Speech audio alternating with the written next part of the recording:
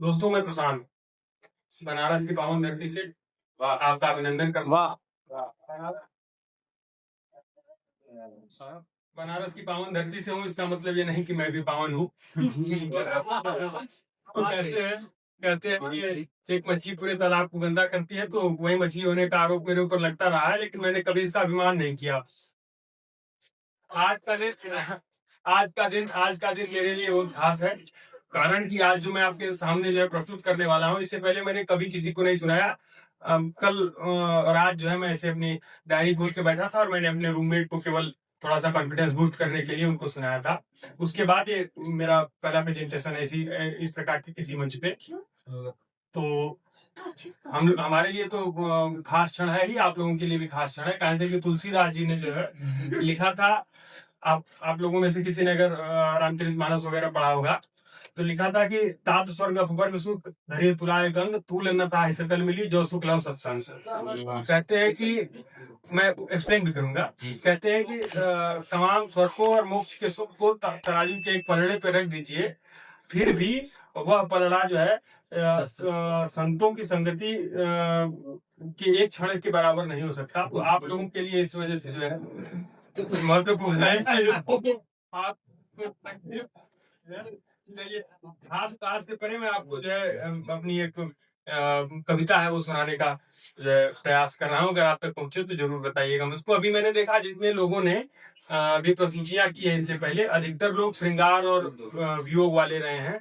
तो मैं आप लोगों को बताना चाह रहा हूँ कि जिंदगी इससे परे भी है।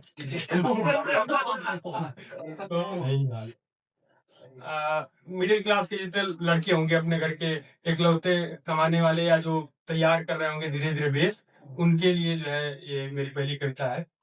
मैंने लिखा कि अधूरे से कुछ सपने राह पर नजर गड़ाए अपने, टूटी सी खटिया बिन ब्याही बिटिया, इस बार भी परती छूटा खेत परती छूटना खेत परती छूटना कोई समझता है? बिन बोया रह जाना। कोई खेत है अगर वो बिना बोया रह गया किसी भी कंडीशन में, तो उसको परती छूटना कहते हैं। किसान के स्वाभिमान पे चोट माना जाता है इसको। अधूरे से कुछ सपने राह पर नजर गड़ाए अपने, टूटी सी खटिया बिन ब्याही बिटिया, इस बार भी परती छूटा खेत हाथ से फिसलती रेत, छोड़ूं तो राह आसान वरना ये जीवन मसान। मसान मतलब शमशान। बाह चढ़ाऊं लड़ूं या हार जाऊं मैं, किस रास्ते पर जाऊं मैं, किस रास्ते पर जाऊं मैं। इस सिचुएशन में आदमी जैसे एक उम्मीद रखता है आपके सराउंडिंग से कि आप किसी न किसी तरीके से हमारी मदद कीजिए, हमारे साथ खड़े रहिए। कुछ नहीं तो मेरे प्रयासों की सराहना ही कीजिए, लेकिन थोड़ा सहयोग कीजिए। तो उसमें मैं लिखता हूँ कि खड़े हैं कुछ साथ तो कितनों ने छोड़ा हाथ, दुनिया की यही रीत कुछ अनुकूल कुछ विपरीत, किसके किसके सुख रखूं और किसका दुख मनाऊं मैं, किस रास्ते पर जाऊं मैं, किस रास्ते पर जाऊं। इसके बाद मैंने लिखा, मन में तमाम विचार आते हैं ऐसी परिस्थिति में, लड़ना छोड़ के धूम रमाऊं, भरी भरी सभा कायक कहलाऊं, इससे बेहतर मर ही जाऊं, लेकिन मन है फिर बदलता है। तो लिखते हैं कि इतनी सस्ती जान नहीं है, इतनी सस्ती जान नहीं है, जीवन ये आसान नहीं है, कोई अपना कहलाएगा कोई रास्ता मिल जाएगा, चलते रहना ही जीवन है, मन है चाहे बेमन है, उलझन ये सुलझाऊं मैं, किस रास्ते पर जाऊं मैं, किस रास्ते। मैंने लिखा था कि मन चिंतित तन थका हुआ है, मन चिंतित तन थका हुआ है, कौन किसी का सगा हुआ है, को अपने सुख से मतलब सबको सबने ठगा हुआ है, मन चिंतित तन थका हुआ है।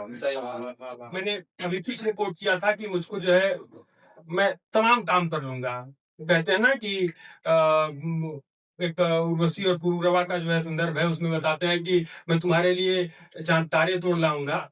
तो मतलब चांद तारे तोड़ने वाली तो दूसरी बात है, लेकिन मैं अपने जो हमारी अधिकतम क्षमता है उससे मैं तमाम काम अपनों के लिए कर सकता हूँ। लेकिन मुझको क्या चाहिए? जरा सा अप्रिसिएशन, कि अगर मैं आपके लिए कुछ कर रहा हूँ तो आप जो है उसको थोड़ा सा अप्रिसिएट कीजिए। उसी पे लिखा मैंने कि आज सभी को अपना काम, आज सभी को अपना काम, भरत के पीछे नहीं हराम, 14 वर्ष की कठिन तपस्या क्या कोई लक्ष्मण जगा हुआ है, मन चिंतित थका हुआ है। लक्ष्मण ने प्रण किया था और 14 साल तक वो जो है जगे रहे थे भगवान राम के लिए। और साथ ही भरत ने भी एक प्रण किया था, आप लोगों को, अधिकांश लोगों को नहीं मालूम होगा, भरत ने भी एक प्रण किया था। जब उनको 14 साल का राज मिला तो उन्होंने एक प्रण किया था कि जिस तरीके का, जिस स्थिति में ये राज्य मुझको मिला है, चूंकि मैं इसका केयर टेकर हूँ, मैं इसको एज इट इज अपने भगवान राम को जो है वापस रखूंगा। तो कहते हैं कि भरत के 14 वर्षों के शासन में कोई आदमी मरा नहीं था, उसको भरत ने मरने नहीं दिया था। कारण कि आदमी भी भगवान राम के जो है राज्य के हैं, मैं कम करके नहीं दे सकता, तो एज इट इज जैसे हैं वैसे मैं जो है उनको वो करूंगा। उसके लिए उन्होंने काफी तपस्या की थी। मैं आगे लिखता हूँ कि हर मन की सीमा निश्चित है, हर मन की सीमा निश्चित है, हर तन की सीमा निश्चित है, फिर भी इतना परखे लोग, साफ किसी का लगा हुआ है, मन चिंतित तन थका हुआ है। इसके बाद के विचार वही हैं, जब आदमी थोड़ा निगेटिव सोचता है तो उस पर लिखता हूं मैं कि अपना अभिनय करता जाऊं, जो हमको जिम्मेदारी मिली है मैं उसको निभाता जाऊं, अपना अभिनय करता जाऊं, मरना लिखा मरता जाऊं, इतना तो सबको करना है, किस्मत में जो लिखा हुआ है, मन चिंतित तन थका हुआ है। इसको कंप्लीट करते हुए मैं लिखता हूँ, आदमी एक समय बाद होप छोड़ देता है कि ठीक है, मेरे नियति में जो होगा वो मैं जो है करूंगा, बाकी भगवान जाने। उसके मैंने लिखा था कि सूरज किसी दिन ढल जाएगा, सूरज किसी दिन ढल जाएगा, आंखों से उजल जाएगा, शायद तब वो जाने लोग, किया हुआ पहचाने लोग, यही भरोसा लगा हुआ है, मन चिंतित तन थका हुआ है।